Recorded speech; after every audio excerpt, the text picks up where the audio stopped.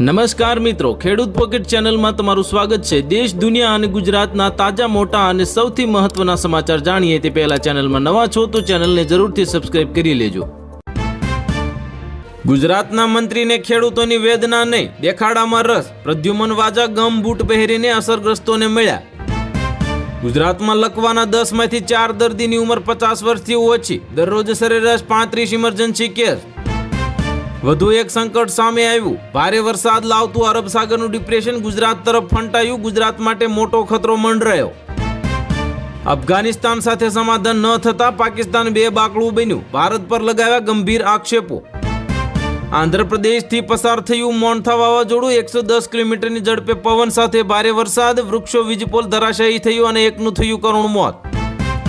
8મા પગાર પંચની કેબિનેટને મંજૂરી મળી ગઈ। 1 જાન્યુઆરી 2026 થી અમલ થશે। ગાઝા પર તાત્કાલિક શક્તિશાળી હુમલો કરવા નેતન્યાહુનો આદેશ। ઇઝરાયેલનું લશ્કર ગમે ત્યારે ગાઝાનો કચર ગાણ કાઢવાનું શરૂ કરશે। પુણેમાંથી ISIનો જે સાથે જોડાયેલો એન્જિનિયર ઝડપાયો। હુમલાની ફિરાકમાં હતો અને મહારાષ્ટ્ર ATSના દ્વારા અનેક સ્થળે દરોડા પડાયા। યુદ્ધ વિરામ સંકટમાં હમાસે ફાયરિંગ કરતા નેતન્યાહુ ગુસ્સે ભરાતા કહ્યું કે હવે થશે પાવરફુલ સ્ટ્રાઇક। જૂની ₹500 અને ₹1000ની નોટ બદલવા માટે છેલ્લી તક આપી અને RBIએ જાહેર કર્યા નવા નિયમ।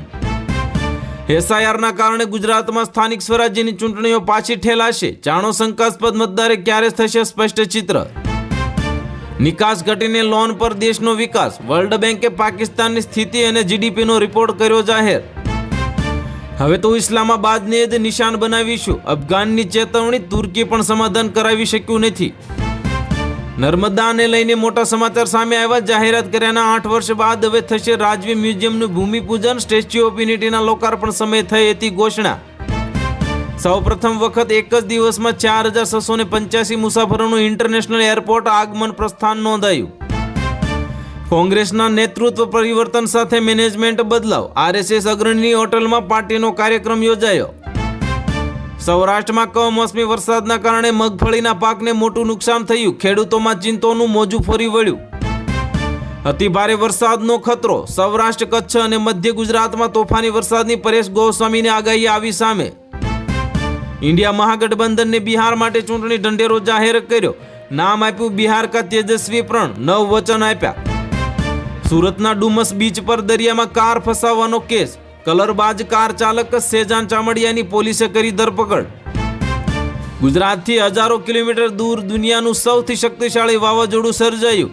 290 કિલોમીટરની ઝડપે પવન ફૂંકાશે। ગુજરાતના ભારતીય જનતા પાર્ટી માટે નાસુર બન્યો કેજરીવાલનું સિપાહી ચૈતર વસાવા। આમ આદમી પાર્ટી ધારાસભ્ય લોકપ્રિયતાને ચોંકાવ્યા। ગોપાલ ઇટાલિયાનું પણ છે નામ નહીં।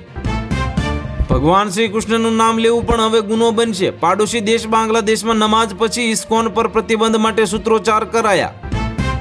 અફઘાનિસ્તાન સાથે સમાધાન ન થતા પાકિસ્તાન બોખલાયું। ભારત પર લગાવ્યા ગંભીર આરોપ અને તાલિબાનને આપી ધમકી। કાલુપુર રિલીફ રોડ 6 મહિના માટે બંધ કરવામાં આવ્યો। રેલવે સ્ટેશન પહોંચવા માટે 2 કિલોમીટર વધુ ફરવું પડશે અમદાવાદ। માવઠું હાથ ધોઈને પાછળ પડી ગયું। સૌરાષ્ટ્ર કચ્છમાં 3 દિવસ ઓરેન્જ એલર્ટ અને ગુજરાતના તમામ બંદર પર જોખમી સિગ્નલ લગાવાયું। ખોડલધામમાં કોંગ્રેસના નેતાઓનો ધ્વજારોહણ। નરેશ પટેલે સ્વાગત કર્યું। સ્થાનિક સ્વરાજ્યની ચૂંટણીના પ્રચારના કરાયા શ્રી ગણેશ। ચેક બાઉન્સ કરવાની હવે ખેર નથી। 2 વર્ષની જેલ અને બમણા દંડની જોગવાઈ। રિઝર્વ બેંક ઓફ ઇન્ડિયાની નવી ગાઈડલાઈન કરાય જાહેર। રાજ્યમાં કમોસમી વરસાદની આફત। 31 ઓક્ટોબર સુધી સૌરાષ્ટ્રમાં ઓરેન્જ એલર્ટ તો ખેડૂતો માટે આજે સહાયની સંભાવના। દિવાળી બાદ સિંગ તેલના ભાવમાં ઘટાડા પર બ્રેક। ડબ્બે ₹15નો થયો વધારો। ગૃહિણીને લાગશે મોટો ફટકો। ઇઝરાયેલની ગાઝા પર ફરી એર સ્ટ્રાઇક કરાય। 24 બાળકો સહિત 63 લોકોના મોત। ટ્રમ્પની શાંતિ સમજૂતીના ધજાગરા ઉડ્યા। આધાર કાર્ડને લઈને અપડેટથી લઈને LPG બેંક એકાઉન્ટ અને આ 5 નિયમ 1 નવેમ્બરથી બદલાશે। લોકોના ખિસ્સા પર થશે સીધી અસર। બાગેશ્વર ધામમાં દુઃખદ અકસ્માત બન્યો। સમોસાની દુકાનમાં 2 વર્ષનો છોકરો ઉકળતા તેલમાં પડી ગયો। તેને બચાવવા દોડતી વખતે દાદી પણ દાજી ગઈ। પાકિસ્તાનમાં મોંઘવારીએ નવો રેકોર્ડ બનાવ્યો। પાકિસ્તાનમાં 1 ટમેટાની કિંમત ₹75। સંસદમાં બબાલ અને ભારત પાસે માંગી મદદ। જામજૂદ પરમાં ટેકાના ભાવે મગફળી ખરીદીનો કોન્ટ્રાક્ટ રાખવા કેટલાક આગેવાનો દ્વારા પ્રયાસ કરાયો। પાકિસ્તાનની સેનાની અવળચંડાઈ સામે આવી, સરહદ પર યુદ્ધ વિરામનો ભંગ કર્યો, ભારતીય ચોકીઓ પર ગોળીબાર કર્યો. ગુજરાતના ખેડૂતો માટે રાહતના સમાચાર સામે આવ્યા. માવઠાથી થયેલા નુકસાનની સહાય ચૂકવવા સૈદ્ધાંતિક નિર્ણય લેવાયો. 8મા પગાર પંચનો અમલ 1 જાન્યુઆરીથી થશે, જેમાં સરકારી શરતોનો સંદર્ભને મંજૂરી આપી દીધી છે. રાજપીપળાના એકતાનગરમાં પ્રવાસીઓની સુવિધા માટે વડાપ્રધાન મોદીની મોટી ભેટ. 25 નવી બસો ઉમેરાશે, મુસાફરોને મળશે મોટી રાહત. કૃષિ વિભાગને એક્શન મોડમાં આવવા સૂચના. કમોસમી વરસાદથી થયેલા નુકસાન પર સરકારે લીધો મોટો નિર્ણય. રાજકોટમાં મંગળા રોડ પર આવેલ પ્રગતિ હોસ્પિટલ પાસે ફાયરિંગની ઘટના બની. પોલીસનો કાફલો ઘટના સ્થળે પહોંચ્યો. પાકિસ્તાન ક્રિકેટમાં શરૂ થયો નવો વિવાદ. મોહમ્મદ રિઝવાને સેન્ટ્રલ કોન્ટ્રાક્ટ સાઇન કરતા પહેલા મૂકી મોટી શરતો. ભારત અને ઓસ્ટ્રેલિયા મહિલા વર્લ્ડ કપ સેમીફાઇનલ નહીં રમાય તો મુંબઈથી આવી રહ્યા છે ખરાબ સમાચાર. ગુજરાત કોંગ્રેસનો હુંકાર સામે આવ્યો. અમિત ચાવડાએ કહ્યું કે સહનશીલતાની હદ આવી ગઈ, હવે ગુજરાતમાં નેપાળવાળી થશે. રાજકોટ વીરપુરમાં જલારામ બાપાની 226મી જન્મ જયંતિની ધામધૂમથી ઉજવણી. દેશ વિદેશથી ભક્તોની લાગી કતારો. દિલજીત દોંસાજને ખાલિસ્તાનની આતંકી પન્નુએ આપી ધમકી. બચ્ચનના શરણ સ્પર્શ કરતા થયો વિવાદ. આજથી પ્રધાનમંત્રી નરેન્દ્ર મોદી ગુજરાતના પ્રવાસે આવશે. 3 દિવસ વડોદરામાં નો ડ્રોન ફ્લાય ઝોન જાહેર કરવામાં આવ્યું. ભારત ચીન બોર્ડરને લઈને આવ્યા ગુડ ન્યૂઝ. સીમા ક્ષેત્રમાં શાંતિ અને સ્થિરતાના બનાવવાને લઈને કરી મોટી વાત. ગુજરાતના રાજકારણમાં મહત્વપૂર્ણ ફેરફાર સામે આવ્યા. ડેપ્યુટી સીએમ હર્ષ સંઘવી અને વાઘાણીને મોટી જવાબદારી મળશે. દિવાળી પર્વમાં બનાસકાંઠાના અંબાજી મંદિરમાં ભંડાર છલકાયો. 1.25 કરોડનું ભક્તોએ ભંડારમાં દાન કર્યું.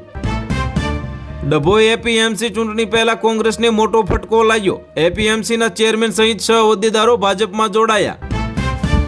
ખોડલધામ પહોંચ્યા કોંગ્રેસના વરિષ્ઠ નેતાઓ. અમિત ચાવડાને નરેશ પટેલે આવકાર્યા. અમેરિકાના ફેડની આજે બેઠક. વ્યાજ દરમાં ઘટાડાની આશા વચ્ચે ₹88.21 પર ખુલ્યો. શેર બજારમાં તેજી ચાલુ રહી. દિવાળીના તહેવારમાં એસટી નિગમની મોટી કામગીરી. 8,000થી વધુ એક્સ્ટ્રા ટ્રીપો દ્વારા રાજ્યના 3.78 લાખની વધુ મુસાફરોએ લીધો લાભ. યુવાઓમાં કફોડી હાલત માટે ભારતીય જનતા પાર્ટી અને જેડીયુ જવાબદાર છે. રાહુલ ગાંધીએ બિહાર રાજ્યની સ્થિતિનો ડેટા શેર કર્યો. જોધપુર હાઈકોર્ટમાંથી આસારામ બાપુ માટે રાહતના સમાચાર. જાતીય શોષણના આરોપી આસારામને મળ્યા નિયમિત જામીન, તો હાઈકોર્ટે આપી મોટી રાહત. વડાપ્રધાન મોદીએ કરી ખેડૂતો માટે મોટી જાહેરાત. રવિ પાક માટે 2025-26 માટે 38,000 કરોડની ખાતર સબસિડી મંજૂર કરી. શાહબુદ્દીનના દીકરાનું નામ તેના કામ સાથે મેળ ખાય છે. સીએમ યોગીએ સિવાનમાં આરજેડી પર કર્યા આકરા પ્રહારો. કૃત્રિમ વરસાદ બાદ રાજધાનીના એક્યુઆઈમાં આવ્યો સુધારો. આંકડાઓમાં પરિણામ સ્પષ્ટ દેખાયું. અંબાલાલ પટેલની ચોંકાવનારી આગાહી આવી સામે. રાજ્યમાં કેટલાક ભાગોમાં પૂર આવે તેવો વરસાદ તૂટી પડશે. અરબ સાગરનું ડિપ્રેશન ગુજરાતને નજીક આવ્યું. હજી 4 દિવસે ભારેથી અતિભારે વરસાદની આગાહી કરાઈ જાહેર. રાજ્યના હવામાનને લઈને અંબાલાલ પટેલની મોટી આગાહી. ગુજરાતવાસીઓને હજુ પણ સહન કરવો પડશે માવઠાનો માર. તો હાલ માટે આટલું જ. મળીશું નવી અપડેટ સાથે. જો તમને વિડીયો પસંદ આવતો હોય તો વિડીયોને કરી દેજો લાઈક, અને ચેનલમાં નવા હોય તો ચેનલને કરી દેજો સબસ્ક્રાઈબ.